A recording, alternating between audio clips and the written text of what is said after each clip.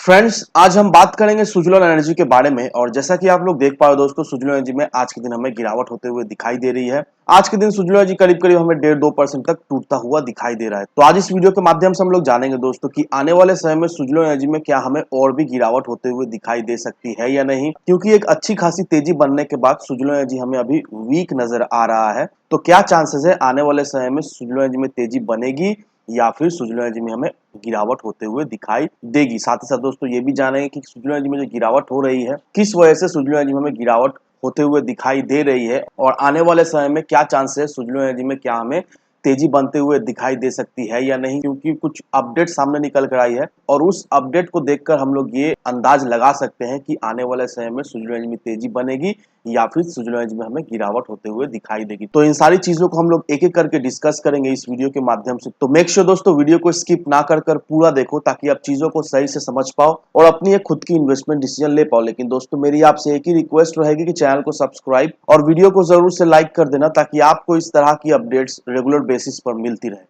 तो चलिए friends video को स्टार्ट करते हैं। तो सबसे पहले अगर इसके आज के कारोबार पर नजर डालें तो स्टॉक जो है ओपन हुआ ₹7.90 में, हाई बनाया इसने ₹8.40 का, लो बनाया इसने ₹7.70 का। और आप देख पाए दोस्तों किस लेवल पे ये ट्रेड कर रहा है। और अगर आप इसके प्रीवियस क्लोजिंग को देखोगे दोस्तों, प्रीवियस क्लोजिंग ₹8.20 का हुआ करता था। दैट मींस फ्राइडे के दिन ₹8.20 में सुजलोन एनर्जी ने क्लोजिंग दिया। लेकिन आज के दिन जब मार्केट ओपन हुआ तो एक अच्छा खासा गैप डाउन के साथ हमें ओपनिंग होते हुए दिखाई दी है। ₹7.70-80 के लेवल तक भी सुजलोन एनर्जी हमें जाता हुआ दिखाई दे रहा है। तो ये क्या कंसर्निंग फैक्टर है?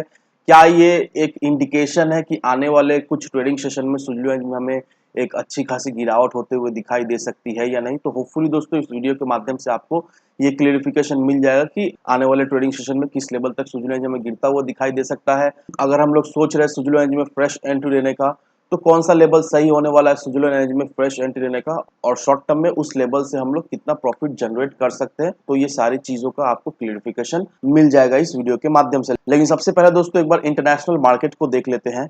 यहाँ पर अगर आपको याद है दोस्तों, मैंने फ्राइडे के दिन ही बता दिया था कि इंटरनेशनल मार्केट में अभी हमें गिरावट होते हुए दिखाई दे रही है। और इंटरनेशनल मार्केट को देखकर हम लोग ये एक अंदाज लगा सकते हैं कि मंडे के मार्केट में भी हमें वीकनेस दिखाई देगा।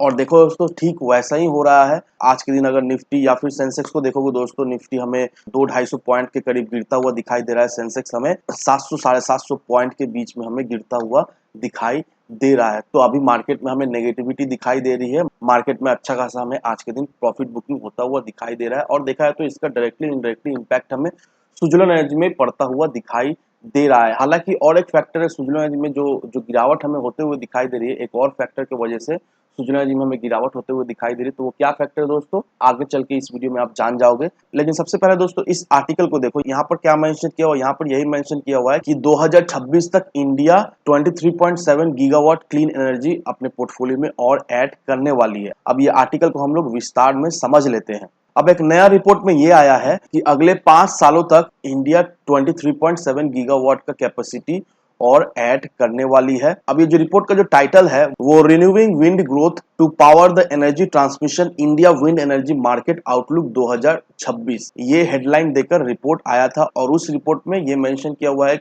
कि आने वाले 5 सालों में इंडिया 23.7 गीगावाट का कैपेसिटी अपने पोर्टफोलियो में ऐड करने वाली है। अब विंड पावर रिन्यूएबल, इंडिया का रिन्यूएबल एनर्जी का एक मेजोरिटी स्टेक जो है वो होल्ड करती है। Stake in the sense India का जितना भी रिन्यूएबल एनर्जी जो जनरेट हो रहा है वो मैक्सिमम विंड एनर्जी से जनरेट हो रहा है। और विंड एनर्जी का जो ऑनशोर का कैपेसिटी है वो हमें 600 गीगावाट तक जाता हुआ दिखाई दे रहा है। और साथ ही साथ 174 गीगावाट और भी आने वाले समय में ऑप्शन में ऐड होने वाला है। अब इस रिपोर्ट में ये भी एक स्टैटिस्टिक्स आया है कि आने वाले समय में विंड एनर्जी सेक्टर में प्रचुर संभावना है। और आने वाले समय में क्लीन एनर्जी का जो रेवोल्यूशन आ रहा है उसमें विंड एनर्जी एक बहुत ही अहम भूमिका निभाने वाली है।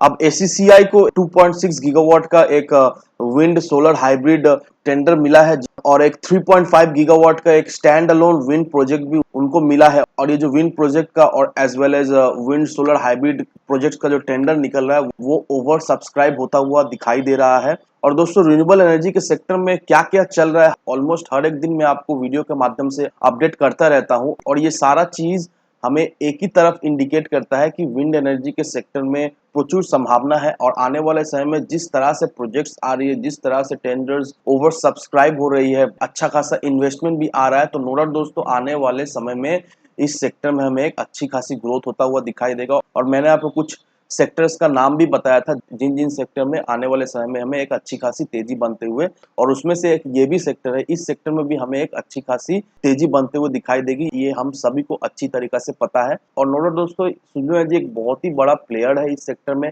हालांकि सुजलू एनर्जी पेनी स्टॉक है, हालांकि फाइनेंशियली सुजलू एनर्जी उतना कुछ खास स्टेबल नहीं है, उतना कुछ मजबूत नहीं है, लेकिन दोस्तों ये भी देखने का बात है कि एफआईएस डीआईएस का लगातार होल्डिंग सुजलू एनर्जी में हमें अच्छी खासी बढ़ते हुए दिखाई दे रही है। अभी सुजलू एनर्जी वीक है, अभी सुजलू एनर्जी में वॉलेटिलिटी दिखाई दे रही है, लेकिन आपको ये भी बात जान के रखना है कि सुजलू एनर्जी एक पेनी स्टॉक है। पेनी स्टॉक में हमेशा एक रिस्क फैक्टर बना रहता है, पेनी स्टॉक में हमें एक अच्छी खासी वॉलेटिलिटी भी दिखाई देती है। अगर ये सारी चीज को अगर आप सहन कर सकते हो तभी जाकर आप किसी भी पेनी स्टॉक में इन्वेस्ट करो, नहीं तो पेनी स्टॉक से आपको दूर रहना ही बेहतर है। और रही बात सुजलू एनर्जी की दोस्तों, अगर आप चाह रहे हो सुजलू एनर्जी में इन्वेस्ट करने का, तो सलाह यही रहेगी दोस्तों कि सुजलू एनर्जी में फ्रेश एंट्री लेने का सही लेवल जो होने वाला है वो 7 रुपए से 7 रुपए 20 पैसे का लेवल रहने वाला है। अगर आप सोच रहे हो सुजलू एनर्जी में फ्रेश एंट्री लेने का, तो इस लेवल पर इन्वेस्ट करो। यहाँ से आपको मिनिमम 20-25% का तो शॉर्ट टर्म में रिटर्न मिलेगा ही मिलेगा। अगर आपको याद हो दोस्तों, मैं ऑलमोस्ट हर एक वीडियो में सुजलू एनर्जी का एंट्री लेवल और एग्जिट लेवल आप सभी लोगों को अपडेट करता रहता हूँ।